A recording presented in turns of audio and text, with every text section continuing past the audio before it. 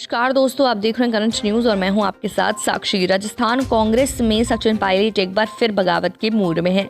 सचिन पायलट ने आज राजस्थान के टोंक में सीएम अशोक गहलोत के खिलाफ जमकर भड़ास निकाली है।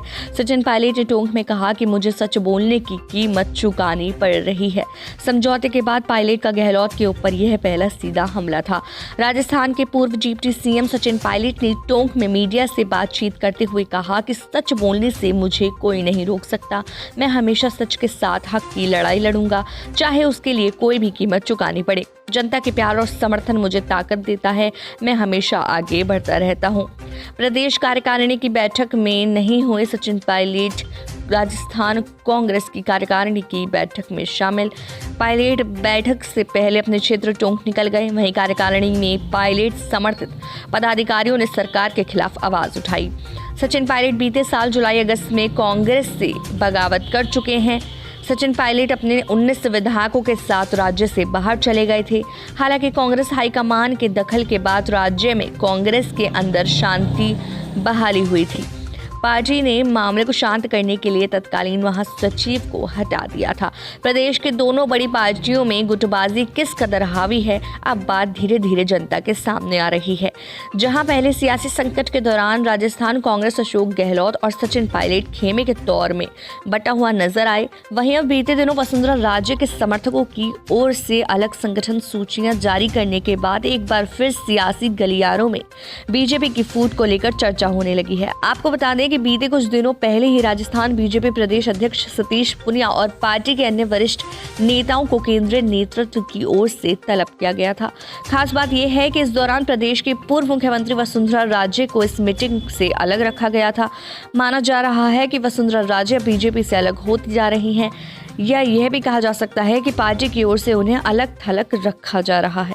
इसके पीछे का कारण गुटबाजी ही है, जिसकी आंच सियासी संकट के दौरान ही दिखने लगी थी। इधर बीजेपी में जिस तरह वसुंधरा राजे के विरोधियों को दोबारा जगह दी जा रही है, इससे लगता है कि आगामी दिनों में वसुंधरा राजे की परेशानियां और बढ़ जाएंगी। आपको बता दें कि वसुंधरा राजे के लिए 2020 के आखिरी महीना बड़ा झटका देने वाला साबित हुआ। दिसंबर में प्रदेश अध्यक्ष सतीश पुनिया ने आलाकमान की बात कर वसुंधरा राजे के धुर विरोधी माने जाने वाले घनश्याम तिवारी की एंट्री पार्टी में करवा दी। बताया जा रहा है कि इससे राजे काफी नाराज थे। जानकारों का कहना है कि राजे को कमजोर करने के लिए पुनिया सहित एक तबका लगातार प्रयास कर रहा है। घनश्याम तिवारी की एंट्री के साथ अब ऐसे कई नेताओं के रास्ते भी खुल गए हैं जो कहीं न कहीं राजे के विरोध के कारण पार्टी से अलग हुए थे। जानकारों का कहना है कि प्रदेश में गहलोत सरकार के सियासी संगठन के दौरान पूर्व मुख्यमंत्री वसुंधरा राजे की चुप्पी भी उनके लिए सही नहीं रही। इस दौरान भी सतीश पुनिया और उप नेता प्रतिपक्ष राजेंद्र राठौड़ को पार्टी ने अकेले दिल्ली बुलाई।